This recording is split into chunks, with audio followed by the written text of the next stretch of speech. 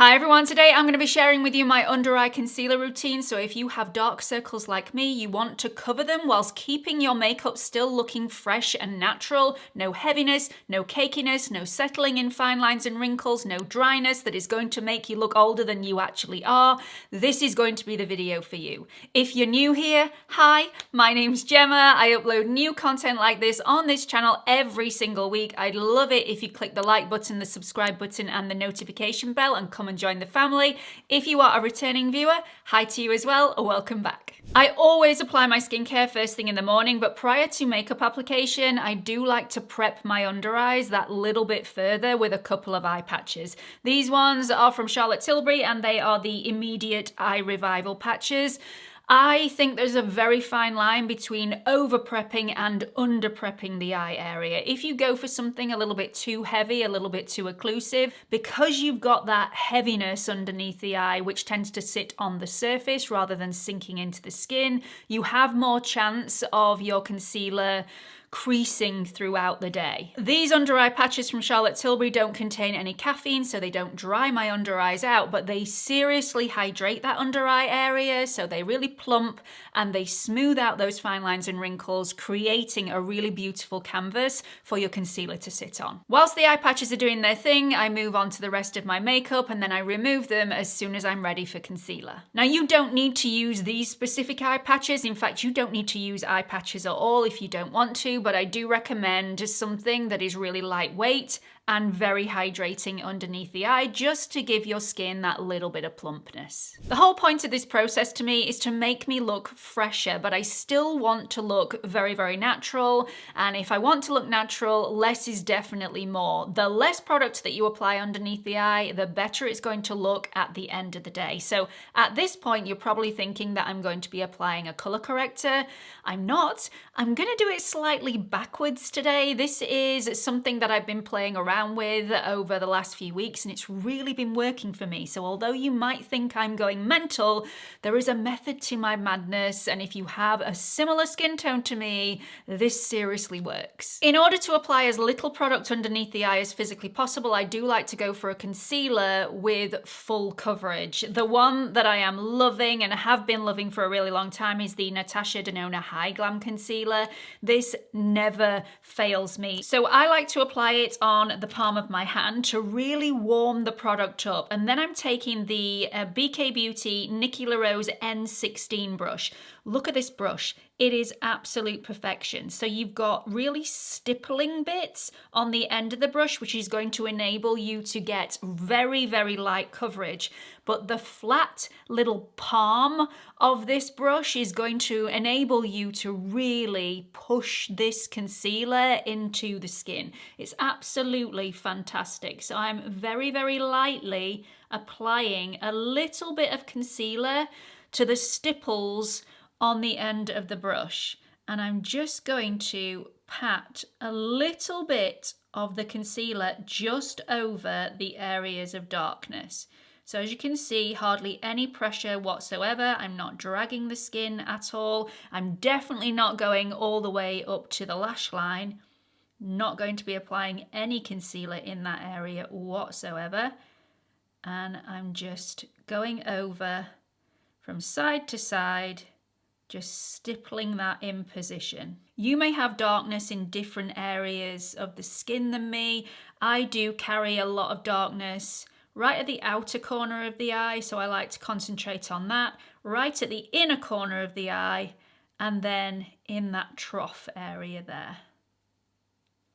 So once I've got the concealer in position, taking off any excess from the brush and then using the flat side of the brush and really pushing that concealer into the skin. Once that concealer is really melted into the skin, I just go from side to side and make sure everything is blended properly so that that concealer has also been blended into any foundation.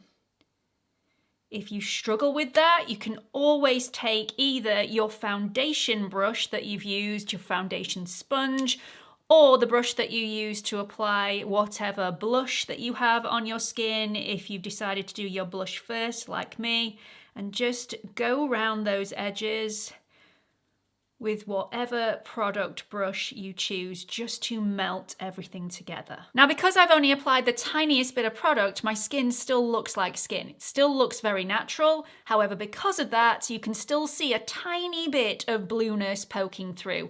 On a normal day-to-day basis, that would be fine for me. I wouldn't be bothered about that in the slightest. However, I want to show you what I do if I want my under eyes to look perfect. I'm going to go into what I would call a color corrector. It's a very subtle color corrector. It is not one with huge amounts of pigment that's going to be scary over the top of a concealer.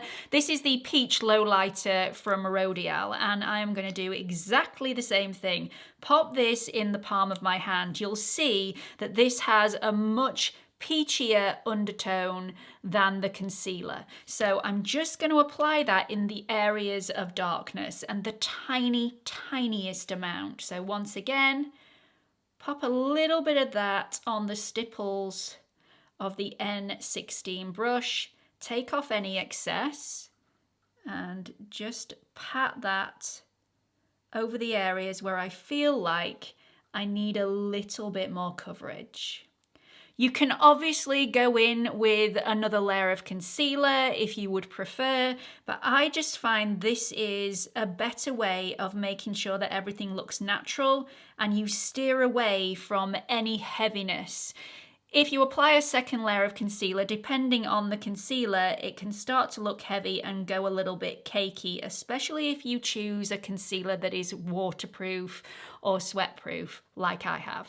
Once again, to make sure that is blended into the rest of your skin perfectly, take your blush brush if you've already applied blush, or your foundation brush if you've only got your base products on at the moment, and just pat that around the area to blend everything seamlessly together. You will have heard me say earlier on in this video that I don't take my concealer all the way underneath the lash line. There are two reasons why I don't do that. So the first reason is that everybody has a little bit of natural discoloration underneath that lower lash line, and if you completely cancel that out with the aid of a concealer, you're not only going to be closing off the eye and making your eye look a little bit smaller, but you're also going to make your makeup look more unnatural and more like makeup. The second reason is that if you have any fine lines and wrinkles underneath your eye whatsoever, the likelihood is the majority of those fine lines are congregated underneath that lower lash line. So the more product you apply over the top of those fine lines and wrinkles, the more chance you have of that concealer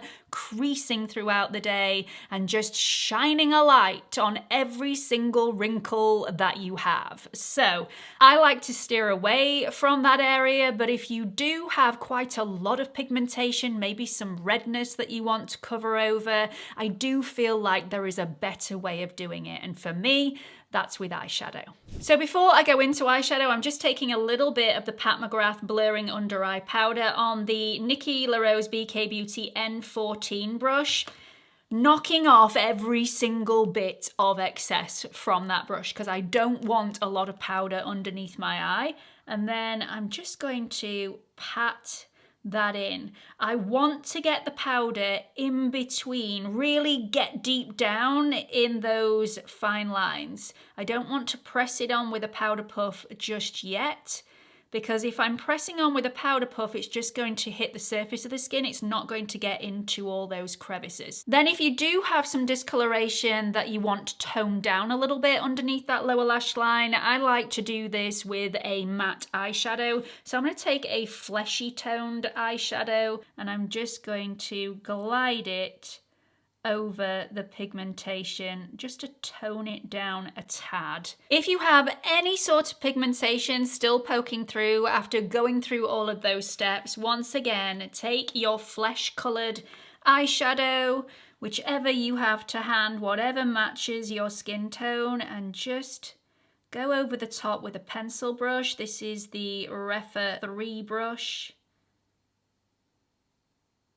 And it just tones it down without it looking dry or crusty or cakey at all. Finally, if your under eye looks a little bit dry after applying the powder, what I like to do is just Dab a little bit of powder onto my BK Beauty Angie Hot and Flashy A506 brush. This is the kitten paw brush, and it is such a great design. It's a little bit like a kitten paw. It's got that pad on there to really push the powder into the skin. But before I apply this to the skin, I like to give it a little bit of a spritz of some setting spray. I don't use a setting spray with any alcohol in because my skin is very sensitive to alcohol and I find that that dries it out even more. So just something without any alcohol in, but something that's hydrating but setting. I then just pat that very, very gently into my skin, and not only will that set whatever products I have underneath my eye, but it will make sure that it does not budge or crease